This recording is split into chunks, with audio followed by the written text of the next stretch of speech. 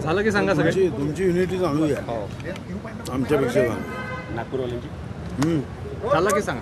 राहुल गांधी यांच्या संदर्भात भाजपच्या वतीनं जे आंदोलन केलं जात आहे आणि राहुल गांधी यांचं वक्तव्य आणि काँग्रेसच्या वतीनं काल जे आंदोलन AI समिटमध्ये करण्यात आलं त्या संदर्भात तुमची काय प्रतिक्रिया? नाही, AI समिटमध्ये जे आंदोलन काँग्रेसच्या वतीने करण्यात आलं त्याचा कितीही निषेध केला तरी कमी आहे. साधारणतः राष्ट्रीय स्तरावर किंवा आंतरराष्ट्रीय स्तरावर देशाच्या प्रगतीशी संबंधित एखाद्या विषयावर जर महत्त्वपूर्ण चर्चा संवाद तज्ज्ञांसोबत होत असेल तर हे काही आंदोलनाचं स्थान नाही.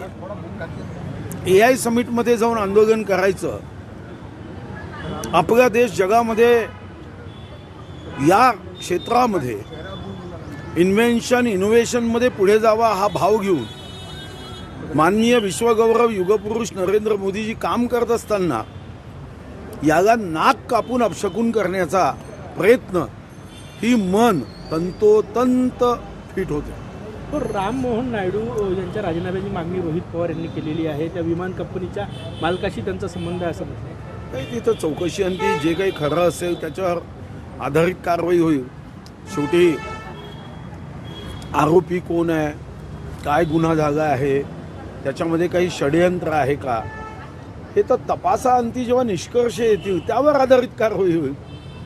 उद्या रोहित पवारनी काही सांगितलं म्हणून एखाद्यावर कारवाई होऊ शकते का? त्यांना तो अधिकारही नाही. त्यांनी त्यांचे मुद्दे मांडले आहे, त्या मुद्द्यावर आधारित चौकशीचा आग्रह करणे, चौकशीवर लक्ष ठेवणे आणि चौकशीचा निष्कर्ष आल्यानंतर त्यावर भाष्य करणे हे करण्याचा अधिकार आहे. पण एखाद्याला तुम्हीच ठरवाल, आरोपही तुमचा, तुम्हीच वकील, तुम्हीच न्यायाधीश असं होत नाही.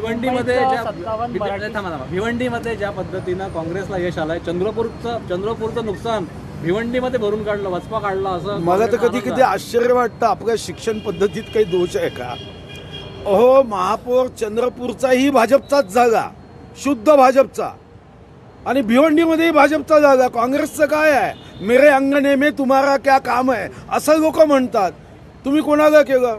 हां, चंद्रपूरमध्ये आम्ही काँग्रेसवाल्याला महापौर केलं असतं तर मी मग समजू शकलो असतो की तुम्ही हिशोब चुकता केला, की आम्ही इकडे काँग्रेसवाला महापौर केला, तुम्ही तिकडे भाजपवाला केला.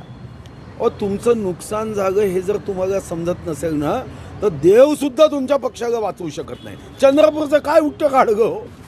चंद्रपूरमध्ये 24 कॅरेट भाजपचा माप आणि तुम्ही भाजपचाच उधार घेऊन केला. म्हणजे काँग्रेस कार्यकर्त्यांनी काय मंदिरात जाऊन नुसतं बेल वाजवायची? मुंबईत 57 मराठी शाळा हे बंद पडण्याच्या वाटेवर आहे. नाही, बंद पडायच्या वाटेवर आहे म्हणजे मला माहिती नाही. आता विद्यार्थीच गेले नाही तर मग शाळेत फक्त मास्तर रिकाम्या बेंचेसला तर शिकवणार नाही ना. कशामुळे बंद आहे याचा अभ्यास केला पाहिजे. धनंजय देशमुखांनी एक मोठा दावा केलेला आहे. त्यांना आरोपीकडून जे ते जीवे मारण्याचा धोका असल्याचा दावा त्यांनी केलेला आहे. जे कृष्णा आंधळे आरोपी आहे फरार देशमुख प्रकरणातले, ते 3 वेळा गावी देखील जाऊन आले. त्याच्याबद्दल काय माननीय मुख्यमंत्री चौकशी करतील, ते गृहमंत्री आहे. शेवटी या राज्यात शेवटच्या व्यक्तीलाही सुरक्षा देण्याची जबाबदारी गृहविभागाला आहे. या संदर्भामध्ये जी काही तक्रार नोंदवली गेली असेल त्यावर आधारित चौकशी केली जाईल आणि अशी धमकी दिली जात असेल तर त्याला व्यसनही घातलं जाईल धमकी देणाऱ्याला. वाघांचे हल्ले वाढत आहे आणि वाघ मानव संघर्ष वाढत चाललाय.